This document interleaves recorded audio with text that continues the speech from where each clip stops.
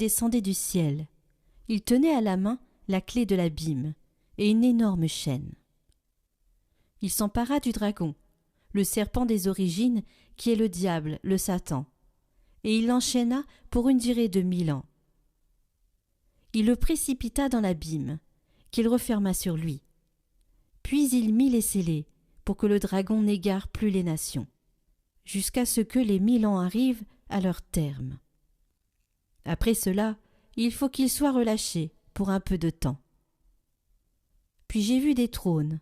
À ceux qui vinrent y siéger fut donné le pouvoir de juger. Et j'ai vu les âmes de ceux qui ont été décapités à cause du témoignage pour Jésus et à cause de la parole de Dieu, eux qui ne se sont pas prosternés devant la bête et son image, et qui n'ont pas reçu sa marque sur le front ou sur la main. Ils revinrent à la vie et ils régnèrent avec le Christ pendant 1000 ans. Puis j'ai vu un grand trône blanc et celui qui siégeait sur ce trône. Devant sa face, le ciel et la terre s'enfuirent. Nulle place pour eux. J'ai vu aussi les morts, les grands et les petits, debout devant le trône. On ouvrit des livres, et puis un autre encore, le livre de la vie. D'après ce qui est écrit dans les livres, les morts furent jugés selon leurs actes. La mer rendit les morts qu'elle retenait. La mort et le séjour des morts rendirent aussi ceux qu'ils retenaient, et ils furent jugés, chacun selon ses actes. Puis la mort et le séjour des morts furent précipités dans les temps de feu. Les temps de feu, c'est la seconde mort. Et si quelqu'un ne se trouvait pas inscrit dans le livre de la vie, il était précipité dans les temps de feu. Alors j'ai vu un ciel nouveau et une terre nouvelle, car le premier ciel et la première terre s'en étaient allés, et de mer il n'y en a plus.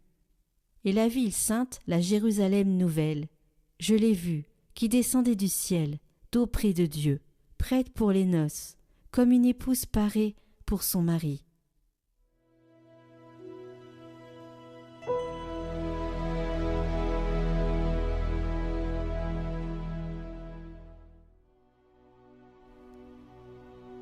Voici la demeure de Dieu avec les hommes. Mon âme s'épuise à désirer les parvis du Seigneur. Mon cœur et ma chair sentent un cri vers le Dieu vivant. L'oiseau lui-même s'est trouvé une maison, et l'hirondelle un nid pour abriter sa couvée. Tes autels, Seigneur de l'univers, mon roi et mon Dieu. Heureux les habitants de ta maison, ils pourront te chanter encore.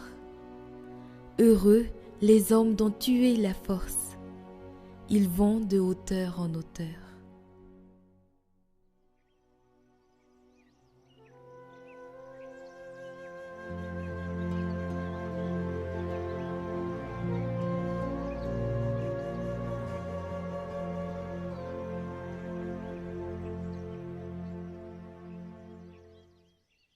Évangile de Jésus-Christ selon saint Luc.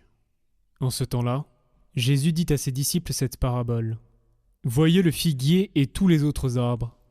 Regardez-les. Dès qu'ils bourgeonnent, vous savez que l'été est tout proche. De même, vous aussi, lorsque vous verrez arriver cela, sachez que le royaume de Dieu est proche. Amen, je vous le dis, cette génération ne passera pas sans que tout cela n'arrive. Le ciel et la terre passeront, mes paroles ne passeront pas. »